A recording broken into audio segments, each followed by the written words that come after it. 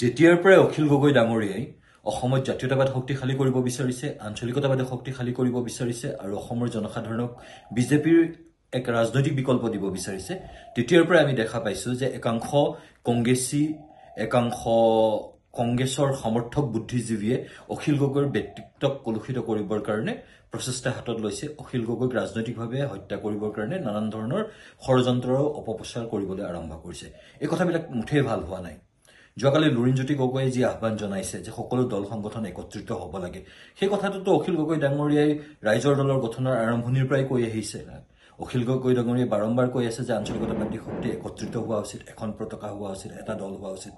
আনকি লুৰিণজ্যোতি গগৈক ঘৰলৈ মাতি নি ভাত খুৱাই পেলাই অখিল গগৈ ডাঙৰীয়াই সেই কথাবিলাককে ক'ব বিচাৰিছে যে আঞ্চলিক দলবিলাক বহুদা বিভক্ত হৈ থকাতকৈ একত্ৰিত হ'ব লাগে। এতিয়া সৰ্বভাৰতীয় দল আৰু আঞ্চলিক দলৰ মাজত মতপাৰ্থক্য থাকিবই। আজি কংগ্ৰেছে যি ধৰণে বিবাদৰ ভূমিকাত অৱতীৰ্ণ হ'ব বিচাৰে, তেওঁলোকে যি ধৰণে বিচাৰে যে আঞ্চলিক দলবিলাকে কেৱল মাত্ৰ তেওঁলোকক ক্ষমতালৈ আনিবৰ কাৰণে ৰাজনীতি কৰিব লাগে, সেই কথাবিলাকতো সম্ভৱ নহয়। আজি অখিল গগৈ ডাঙৰীয়াক সংখ্যালঘু এলেকাত সংখ্যালঘু জনসাধাৰণে আঁকোৱালি লৈছে। কিয় আঁকোৱালি লৈছে? কাৰণ কংগ্ৰেছে সুদীৰ্ঘ সময় ধৰি তেওঁলোকক কৰি অহা প্ৰতাৰণা আৰু প্ৰবঞ্চনাৰ বাবে সংখ্যালঘু জনসাধাৰণ কংগ্ৰেছক লৈ পেলাই বিশ্বাসহীনতাত ভুগিছে। এই কথাবিলাক কংগ্ৰেছ নেতৃত্বই উপলব্ধি কৰা উচিত। এটা ৰাজনৈতিক দল হিচাপে ৰাইজৰ দলে জনসাধাৰণৰ মাজলৈ যাবই, সংগঠন কৰিবই, আৰু ৰাইজৰ দল এটা ৰাজ্যিক দল হিচাপে প্ৰতিষ্ঠা পাবলৈ হ'লে যি 6% ভোটৰ প্ৰয়োজন, সেই 6% ভোটৰ প্ৰয়োজনীয়তাৰ কাৰণে ৰাইজৰ দলে নিৰ্বাচন খেলিবই লাগিব। কেৱল মাত্ৰ কংগ্ৰেছৰ নেতাসকলক সংস্থাপিত কৰিবৰ কাৰণে, কংগ্ৰেছৰ নেতাসকলক জয়ী কৰিবৰ কাৰণে অখিল গগৈ ডাঙৰীয়াই সদায় চেষ্টা কৰি আহিব নেকি? ৰাইজৰ দলৰ নিজৰ ৰাজনৈতিক এজেণ্ডা আছে আৰু সেই এজেণ্ডাক স্পষ্টভাৱে অখিল গগৈ ডাঙৰীয়াই কৈছে যে আমি কেনেকৈ আঞ্চলিকতাবাদ শক্তিশালী কৰিব পাৰোঁ। ৰাইজৰ দল যে এটা আঞ্চলিকতাবাদী দল আৰু আঞ্চলিকতাবাদক শক্তিশালী কৰিবৰ কাৰণে ৰাইজৰ দলৰ যে নিজস্ব এটা এজেণ্ডা আছে, সেই কথা বহু সময়ত অখিল গগৈ ডাঙৰীয়াই স্পষ্ট কৰি দিছে। গতিকে যি ধৰণে অখিল গগৈ ডাঙৰীয়াৰ বিৰুদ্ধে অপপ্ৰচাৰ আৰম্ভ হৈছে, অখিল গগৈ ডাঙৰীয়াই এই বিৰোধী ঐক্যৰ বিৰোধিতা কৰিছে বা বিৰোধী ঐক্যৰ বাটত হেঙাৰ হিচাপে থিয় হৈছে, এই কথাবিলাক একেবাৰে শুদ্ধ নহয়। অখিল গগৈ ডাঙৰীয়াই বিৰোধী ঐক্য বিচাৰে কাৰণেই লোকসভা নিৰ্বাচনত ৰাইজৰ দলে কোনো এটা সমষ্টিত প্ৰতিদ্বন্দ্বিতা কৰা নাছিলে। বাকী দলবিলাকে কিন্তু ছেক্ৰিফাইচ কৰিব বিচৰা নাছিলে। কিন্তু প্ৰথম অৱস্থাতেই মিত্ৰতাৰ আৰম্ভণিতেই অখিল গগৈ ডাঙৰীয়াই স্পষ্ট কৰি দিছিলে যে ৰাইজৰ দলে লোকসভা নিৰ্বাচনত প্ৰতিদ্বন্দ্বিতা নকৰে, কাৰণ বিজেপিক বাধা দিবৰ কাৰণে দিল্লীত কংগ্ৰেছৰ প্ৰয়োজনীয়তা আছে। কিন্তু অসমত কংগ্ৰেছে কি ধৰণৰ কাম কাজ কৰি আহিছে বিগত শাসনত, সেই কথাবিলাক অসমৰ জনসাধাৰণে পাহৰি যোৱা নাই। আৰু পাহৰি যোৱা নাই কাৰণে উপনিৰ্বাচনত 5টা সমষ্টিত কংগ্ৰেছে এককভাৱে প্ৰতিদ্বন্দ্বিতা কৰাৰ পাছত তেওঁলোক পৰাজিত হ'ব লগা হৈছে।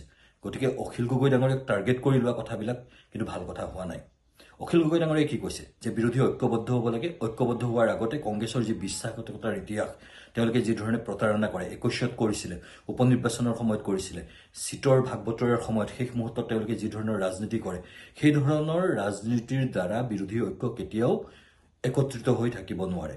বিৰোধী ঐক্যক থানবান কৰাৰ ভূমিকা ৰাইজৰ দলে লোৱা নাই, অখিল গগৈ ডাঙৰীয়াই লোৱা নাই, ভূপেন বৰাই লৈছে, গৌৰৱ গগৈয়ে লৈছে, কংগ্ৰেছ নেতৃত্বই লৈছে। গতিকে কংগ্ৰেছ নেতৃত্বই নিজে অনুশোচনা কৰাৰ সলনি অখিল গগৈ ডাঙৰীয়াক বাৰে বাৰে অপমানিত কৰিবৰ কাৰণে তেওঁৰ বিৰুদ্ধে ষড়যন্ত্ৰমূলক অপপ্ৰচাৰ যদি আৰম্ভ কৰি দিয়ে, তেতিয়াহ'লে কিন্তু জনসাধাৰণে এই কথাবিলাক চাই আছে আৰু কংগ্ৰেছ নেতৃত্বক অহা নিৰ্বাচনসমূহত নিশ্চয় এইবিলাক কাৰণত জবাবদিহি কৰিব। কংগ্ৰেছৰ এটা আত্মসমালোচনা কৰাৰ সময় আহিছে। কাৰণ সৰ্বভাৰতীয় পৰ্যায়তো আজি মমতা বেনাৰ্জীয়ে কৈছে যে ইণ্ডিয়াৰ নেতৃত্ব সলনি হ'ব লাগে, অৰবিন্দ কেজৰিৱালে কৈছে ইণ্ডিয়াৰ নেতৃত্ব সলনি হ'ব লাগে। কাৰণ নিৰ্বাচনত ৰাজনৈতিক দল এটাই জয়ী হ'বৰ বাবে নিৰ্বাচন খেলে, পৰাজিত হ'বৰ বাবে নিৰ্বাচন নেখেলে। কিমান শতাংশ ভোট বাঢ়িল তাক লৈ পেলাই আত্মসন্তুষ্টিত থকা ৰাজনৈতিক দল এটাই কেতিয়াবা বিজেপিক পৰাভূত কৰিব পাৰিব নেকি? গতিকে যি ৰাজনৈতিক আগ্ৰাসনৰ প্ৰয়োজন বিজেপিক পৰাজিত কৰিবৰ কাৰণে, যি ধৰণৰ এটা আদৰ্শগত দিশ থকা উচিত, সেই ধৰণৰ আদৰ্শগত দিশ অসম কংগ্ৰেছৰ নেতৃত্বৰ মাজত আমি দেখিবলৈ পোৱা নাই। গতিকে আমি স্পষ্ট কৰি দিছোঁ যে অখিল গগৈৰ বিৰুদ্ধে ষড়যন্ত্ৰমূলক অপপ্ৰচাৰ বন্ধ হ'ব লাগে।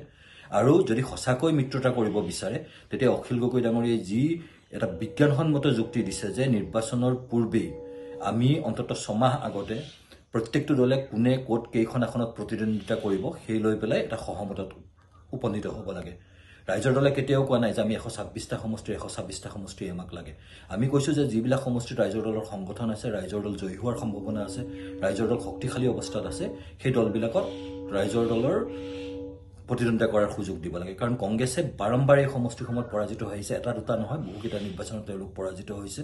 গতিকে তেওঁলোকৰ জয়ী হোৱাৰ সম্ভাৱনা নাই। যোৱাবাৰ নিৰ্বাচনতো তেওঁলোকে 100খন আসনত প্ৰতিদ্বন্দ্বিতা কৰি পেলাই 28খন আসনত জয়ী হৈছিলে।